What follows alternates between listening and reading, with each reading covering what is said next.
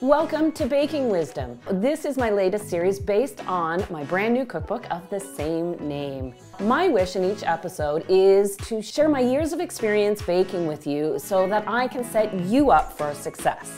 Of course, we all want delicious baked goods, but we want to have fun and enjoy the baking process, and this is what I'm here to do. So, talk about having fun. How does a creamsicle cake sound? Now, I created this cake designed after one of my favorite frozen treats as a kid, the creamsicle. You know, the vanilla ice cream surrounded by that orange popsicle on the outside. Oh, so delicious and colorful, and that's exactly what this cake will be. So let's start by making the cake layers. This is a 3-layer cake. So, if you have a stand mixer or electric beaters, you'll have equal success either way. The first thing you want to do is sift your dry ingredients. So I'll start with my cake and pastry flour. A quick little bit of baking wisdom for you here. If you don't have cake and pastry flour, yes, you can use all-purpose flour in a pinch. So for every 1 cup of cake and pastry flour that a recipe calls for, use all-purpose flour of the same measure, scoop out 2 tablespoons of the all-purpose flour, replace that with 2 tablespoons of cornstarch. That lowers the protein content and will help give you that cake and pastry flour feel. I'll also sift my sugar with the flour. I find adding the sugar to the flour helps break up the flour, lightening it even more. The sugar sort of helps to aerate the flour as you're sifting it. And even though it dissolves into the batter, I still call it a dry ingredient here. I'll also include my baking powder and my salt. You can sift this directly into your bowl, but it's a lot of flour and sugar, so I find it easier to do on a sheet of parchment paper. For this recipe, I'm using the paddle and the whip attachment. If you're using electric hand beaters, you don't have to change a thing.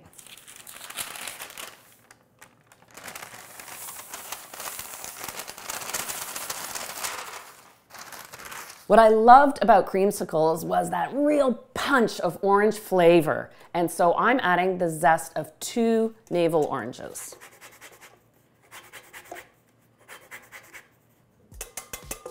Another little tip, whenever you're adding citrus zest to a recipe, I like to add it early on. The longer the zest has mixing and combining with the other ingredients, the more the oils within the zest will come out and evenly flavor your baked good. I'll give this a little mix just to combine the zest. This method for making a cake is called the reverse method. Typically, you would see a cake recipe like this start off by creaming the butter and sugar, and then you alternate the dry ingredients with the liquids, and it adds kind of extra steps and extra tools when you're making a cake. I find by using the reverse method, sift the dry ingredients into the bowl, working your butter, then add your liquids all at once and mix it, is a lot faster, and I get a more consistent result. It's really worth giving a try. I've got half a cup of butter, 115 grams. The butter's at room temperature. And now I'm cutting it in just as if I were cutting in butter into a pie dough or a scone recipe, except it is softer. It's a small amount of butter for this amount of flour, so we're looking for an even sort of crumbly texture at the end. All right. If you're using a stand mixer, this is when you switch from the paddle to the whip attachment.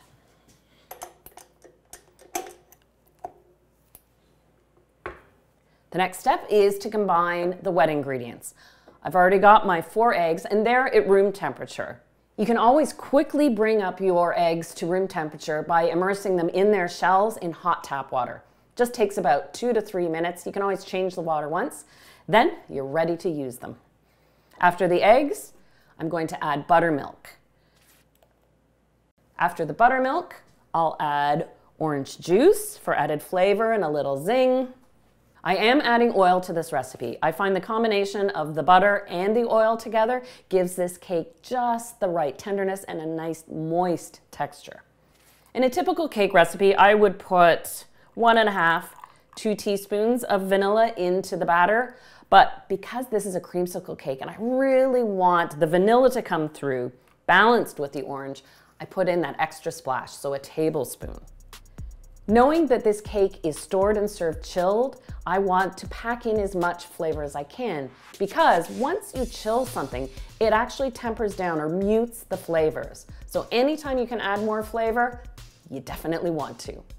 In this case, in addition to the orange zest and the juice, I'm adding just a splash of orange extract. This is pure orange extract.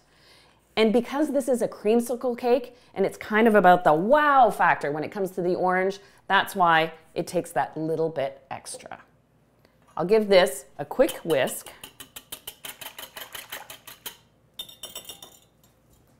And I add this all at once to the dry mixture.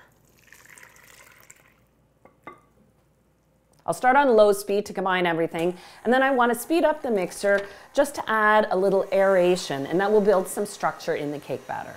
And that just takes about a minute or 90 seconds.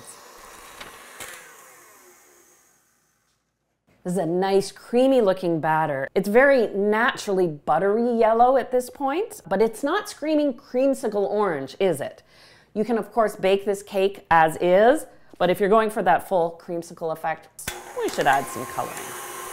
So I've got some food coloring gel. I'll just put in a few drops.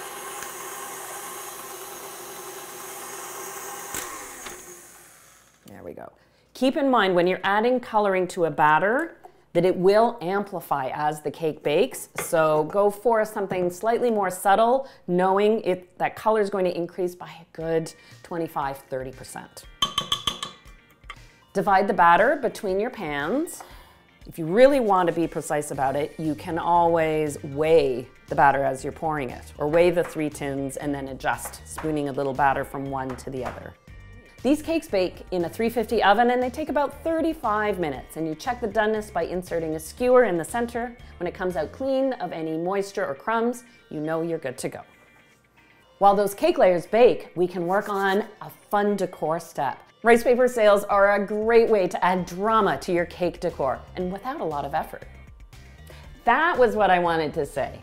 To make your rice paper sails, you want to have ready a baking tray with some extra sheets of parchment paper, a couple of flat dishes, I like to use pie plates, some warm water, not too hot and not cold, and then your gel food colorings. I'm using 2 dishes so that I can have rice paper sails of 2 different orange color tones. And then of course, the rice paper sheets. This is the same type of rice paper you would use to make Vietnamese salad rolls, and they're easy to handle. Before I get started, the first thing I want to do is create a mold to place these damp rice paper sheets onto to get sort of a wavy shape. And all that means you do is take a piece of parchment paper and crumple it up.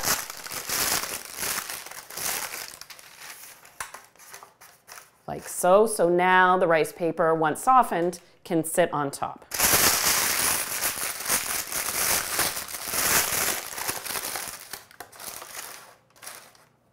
I always do a few extra because you never know what's going to happen with the rice paper, and they're cheap and affordable, so make more than you need and then you can pick your favorites. I'll pour my water into my pie plates, add the food coloring. I've got my sunset orange. Just take a fork or a whisk and stir that in. I'm gonna drop in your rice paper sheet and let it soften only for about 30 seconds. If it gets too soft, it's too hard to handle. It'll bunch up on you. If it's not soft enough, it won't bend or take on any shape. Now I place that over my crumpled parchment paper, just like so. You have to consider that the rice paper sails, once they're on the parchment, take 24 hours to dry. So you have to time accordingly and make these a day ahead of when you plan on serving the cake. Here are the cakes out of the oven and cooled completely. You can see what I mean about the color intensifying as the cakes bake and sit. So now it's time to make the cream cheese frosting. I picked this frosting because I find that combination of the cream cheese with the vanilla and orange really replicates the deliciousness of a creamsicle. It really suits this cake recipe. All right, the first thing I'm going to do is take my room temperature butter, and in this case I'm going to take half of the cream cheese and add it to the bowl and beat that until it's nice and smooth. And then I'm going to add half of the icing sugar.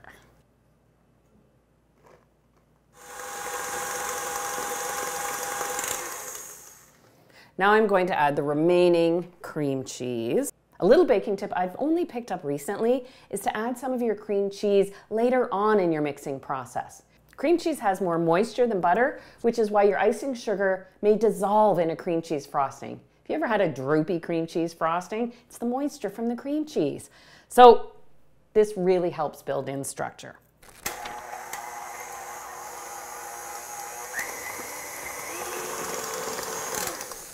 The last step is to add that food coloring. I'm going to do a watercolor effect with multiple orange tones on the sides of the cake.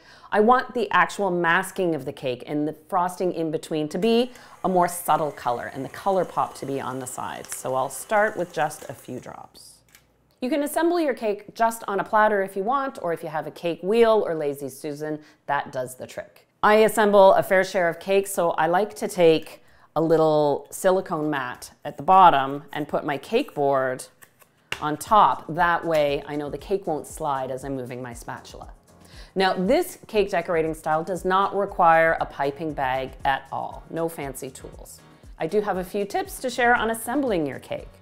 So once you've got your first layer in place, you put a big dollop of frosting on top, and it's always better to put more frosting on it first than less. Because if you have to keep adding and you're spreading a sheer layer on your cake, you're more likely to pull up crumbs. It's easier to pull off frosting than it is to add more. And don't worry if the frosting starts peeking out the sides. You'll make use of that when it comes time to put frosting and mask the sides of the cake. Oh, and just a little tip. Don't forget to peel the parchment off the bottom of the cake layers, says the girl who did that once and fully assembled a cake and served it at a dinner party with the sheets of parchment inside each layer. Oops, that made for one tough cake. And I definitely put that extra dollop of frosting on the top of the cake because I want to push the frosting right to the sides so that it hangs over the edge. That makes it easy for the frosting that's on the sides to meet with the frosting on top. I'll focus on the bottom first so that the last thing I'm worrying about, well, there's no worry involved. The last thing I do is focus at the top edge where the side meets the top of the cake. A cream cheese frosting doesn't set up as firmly as a buttercream, so even after chilling, you'll be able to play with it and smooth it out if you want to. I'm gonna pop this in the fridge to chill for at least an hour, and then it'll be ready for the fun part, the finishing details. You probably noticed when I made that frosting, it made a lot of frosting. That way you have extra. If you want to do some traditional piping detail, you've got lots to work with. What I want to do with this cake is create a watercolor effect on the side. So layering the orange colors, bringing out that invitation that it's like a creamsicle with the orange and the vanilla. What I've done is divided my remaining frosting into 3 bowls. One bowl I will keep tinted the same color as I mask the cake, and then the others I'll get progressively darker. Using your offset spatula, what you want to do is just add some dollops on the surface of the cake. Nothing too precise or technical. The one thing to watch for is that you don't create a pattern. You don't want it to have a light, a medium, a dark, a light, a medium, and a dark. You need to actually be a little more random about it as you're adding your dollops and smears. And the final move is to take your palette knife, or if you'd rather use your pastry scraper, smooth everything out and let the colors naturally blend. You don't want to be dwelling too long and be too precise on it, or you'll just blend all your colors together. So we're going to try and do this in one go as much as possible, getting rid of any excess frosting that doesn't naturally stay.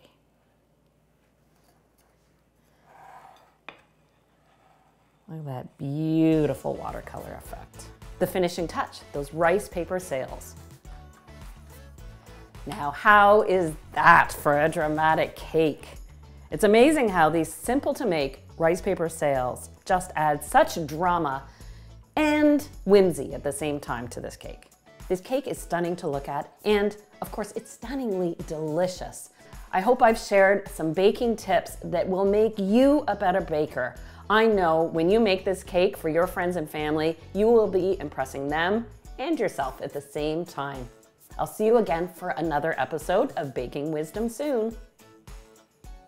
But now, cake.